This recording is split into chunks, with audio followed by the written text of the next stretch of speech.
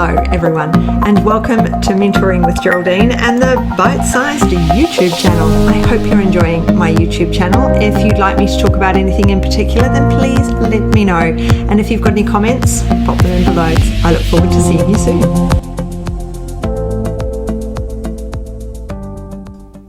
Hello everyone, and welcome to Mentoring with Geraldine and the Bite-Sized podcast. So how are you today? Now today I thought it would be a really good idea to talk about time. Yeah, we've done time management before, I know. But every time we talk about something, we talk about it differently. We learn other things and we think about things in a different way. So as some of you will know, I've just come back from New Zealand. I spent a week with my mum and it was great. I had a really lovely time. A lot of the time was doing nothing. Her internet would drop out, or it was things I had to organise and do for her. I tidied up some cupboards and just did some basic stuff around the place. But really, it's a retirement living village. That's the word, village. And so she has a flat in there. So, 2-bedroom flat doesn't really have that much tidying up to do. So while I was there, I got to think about my time and the use of my time and how much time here at home and at work in my office I spend doing different things and how I spend my time doing them. And it got me thinking that I need to share some of this information with you guys. So one of the things I always talk about is how I spend my time organizing the night before, right? I do all the things that need doing the night before. I think about what's going to happen the next day. I organize myself the night before. So I do Pilates on a Tuesday morning. It's very early for me. So I do it with Coast Pilates. I'll put her link in the show notes. She's in New Zealand. So she's 2.5 hours ahead of me. So when she's doing, a 10 a.m. class, which would be absolutely no good for me, of course it's, 7:30 in the morning for me. So it's perfect. So because it's early, it means I put my yoga mat out the night before. If it's my clubs day, I do a clubs day with her as well, or clubs morning day, it's morning. That 45 minutes does sometimes feel like an entire day, depending what she gets us to do, I can tell you. I put my clubs out. I'm using my iPad for that because it means I don't have to disconnect all my gear here and to take my laptop out. So I have everything set up the night before. Before I go to bed, I'm brushing my teeth. I'm taking out my gym clothes for the next morning. I'm organizing myself because all of these things save us time. And, it might be you're thinking, oh, it's only 5 minutes, but 5 minutes every day, or once we build up all those things that we're doing because it's end of night stuff, you're brushing your teeth, you're doing your end of evening things, you can be organizing for the next day because really you're pottering around then. So I do potter about and do those things so that I know I can just go off to sleep. Everything's organized for the morning, even if I oversleep on my alarm, which I never do because I'm a morning person, but were that to happen, then everything's ready to go. So being organised like that meant that at my mum's at night I would be organising, I'd put the dishwasher on in the evening, it would be done by the end of the evening, I'd pop everything away, I'd make sure everything was cleaned up, ready to go the next day, I'd make sure we had everything. If we needed yogurt, I would make the yogurt overnight, and so on and so forth. So these things mean that my morning is really organised and my morning can be really productive. Sometimes I don't want to have a productive morning. Sometimes I want to take my time. And over the years, I've given myself days where I don't do anything. And that's actually really important, to have days where we just stop and we don't, we pick a day. So other people call them CEO days, right? I think they're quite well known, whereas it's the way I've been doing things a long time. And then about a year ago, I heard they were called CEO days. So this is what I do on my CEO day. And I think I will make a download. So if you're not already signed up for the podcast downloads on geraldineheadley.com, then there'll be a little worksheet there at the end for you to work on. So what we do on a CEO day is we've made sure we've organised our week in advance. So Friday, the week before, we've looked at it and we've gone, I haven't got a lot happening on Friday or Thursday or whatever day it is, you've discovered you haven't got a lot on. So that's when you can go, okay, I'm going to have a CEO day. Or the other side of the coin is, like I've just had this week away in New Zealand, you can have a day off. A day where you don't open the computer. You can wander around with pen and paper so that you can write down, you've got your biro, you've got your note paper, and you can write down ideas for the future CEO day. You can think up things you'd like to do. You can brainstorm a bit, but you're not doing all of the electronic stuff. You're not running around for the household. You might be pottering. I like pottering. I think pottering helps me to do things. I like going on walks. That really helps me to think out an idea. I will take my phone on my walks and I will wear a headset and I'll listen to podcasts or I'll listen to stories, whatever it is. And then I'll pause that. I'll come up with an idea. I'll pause it, when I'm walking a bit, and I'll come up with an idea and I will use voice record on my phone for that idea. But on this relaxy day, whenever you may have it, you write down some notes, things you'd like to do, things that you might notice things hold you back from doing things. And in actual fact, you're avoiding something or doing something else rather than working that day. My husband happened to come home for lunch and I'd made lunch, and then he said, oh, the dishwasher's finished. So, I finished my lunch and I got up to empty the dishwasher and he said, are you procrastinating? Because I'm not doing anything. I can actually do that. I'm like, oh yeah, you can. And yes, I was. And I'm off to my office again. But there are times when we've got a day, we know we've got a day coming up when we can take the day off without taking the day off. So it's not designated to do anything. It's not a day off where you go to a home and garden shop and buy things. It's a day off where you spend time really thinking about what's going on for you. You might meditate, you might do some journaling, some gratitude journaling. So you sort of get into the mode of it, get into the feel of it, and put down some of those ideas. Then you can have your CEO day. So that kind of has to follow the day off where these ideas have ruminated. So I had some amazing rumination ideas when I was in New Zealand. I've got a coaching course, or a course for coaches. I've got a coaching course for naturopaths, but I have a course for coaches coming out that anyone, and any naturopath, herbalist, nutritionist, whatever, it's got all the red flags in it. So I started recording red flags while I was away. So this was my, the ideas came out.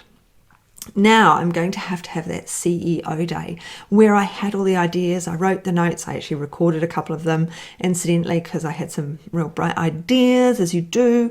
So, I have to find a day where hopefully there's not much happening. There's not much happening in that day, but I still consider it a working day. So I have days where I don't do anything. I say, look, we're going to the beach and that's it. But that's still doing something. So that's not the pre-day, the day where you think about it and you ruminate over it and you look at stuff.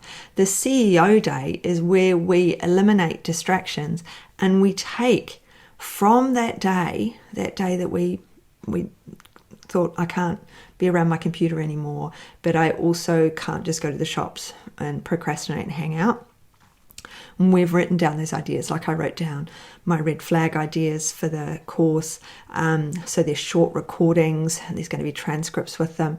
So, there's all of these things, all of these ideas were coming up for me. So what we need to do for a CEO day is pick a day with very few appointments in it, but a working day. All right, so you can't have them that often because at the end of the day, they're a working day, aren't they? Then we choose 3 to 5 tasks that need to be done, so we do them the evening before. We get ready for the day, like putting out the yoga mat, like sorting out what we need to do ahead of time. So we're ready to go the next day. And then with those tasks, because they're all set out, so for me, it might be making sure I've downloaded, well, obviously I've already downloaded a recording system. I'm recording on it right now. But it might be that I need to record these things, so I find and download a recording system.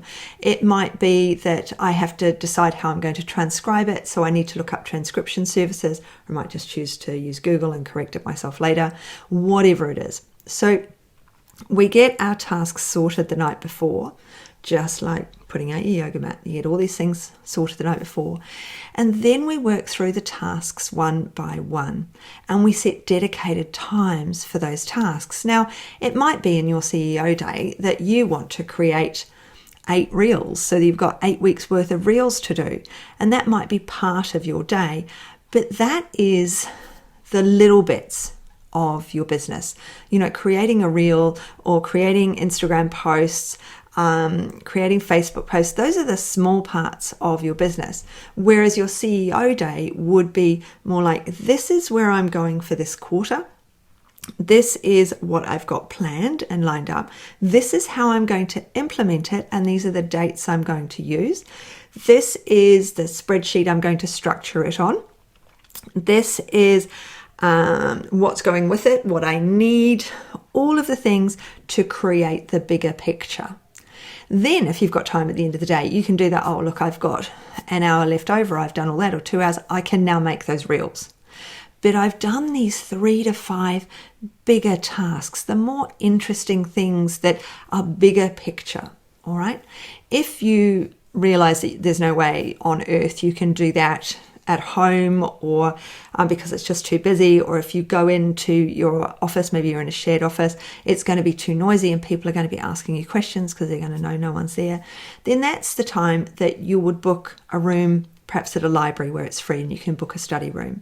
Or but you go somewhere without the distractions. You take your laptop, your kit, whatever it is you need.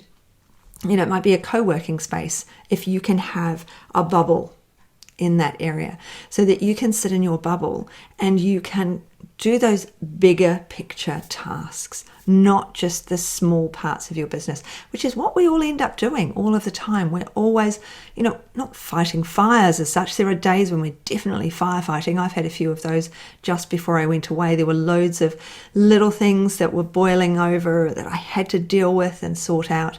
And so I did. And then I got everything finished and went away. So while I was away and while I was at my mum's and I was doing laundry and tidying cupboards and just pottering around, I was able to think, hey, what if there was this, in my case, red flag thing that I could do? Because people want to know about red flags, an easy way of asking questions, of understanding, of knowing when to refer and when I can deal with something. What about something like that would be really helpful for people? So I was able, while I was away, to sit down and plan and have some planning time. So it is about planning for the future and taking that time to do that for you and your business. Because what will happen is we always end up working in our business rather than on our business. And we've really got to see that bigger picture at times and set out what we're doing. It's like at the end of the year, in November, we've got the virtual retreat. And some of that will be spent looking at next year, looking at 2023. Seems like so far away, and yet it's so close, isn't it? So we need to dedicate times to tasks that are the bigger picture. And that's what I really want you to think about. Structuring a pottering about day, so that you get your ideas in whatever way is best for you to get the ideas. I was out walking is when I came up with the red flags idea. I've been pottering with it. I've been thinking about it. I've been ruminating, but I've been like, how will I do that? What will I do? And if I go for a walk, I will come up with ideas. I went for a walk. I came home. I'm like, right, this is how I'll structure it. And this is what I will do. So I jotted down some ideas, and now I need to sit down and do that bigger picture. Where am I going to release this to? Who am I going to share this with? How am I going to get this out there to everyone so that those people that want it will get it? So everyone who's currently in my graduate mastery program will get access to it, and then future graduate mastery program people will get access to it. So because remember, we've got a pre-day, and then we've got the CEO day, and then we carry on.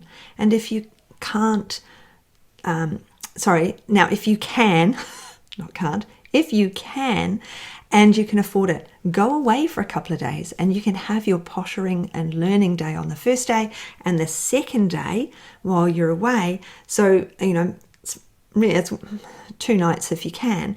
That second day, you can really plan it out. Get the big picture of it done over those 2 days. And that's one of the things about going on a retreat is you get that time to really structure what you're doing, where you're going with your information, what you're going to do. So that was just my thought. I thought I'd let you in on the red flags. I will create a little document that the link will be in the show notes, so that you've got a little worksheet as well about this one. So I hope you've had a good one, and if you want the download, you just go to geraldineheadley.com podcasts and you will find all the downloads sitting there waiting for you. So it was great to chat, and I will see you all very soon. Bye. Thanks so much for joining me today. Don't forget to rate, review and subscribe.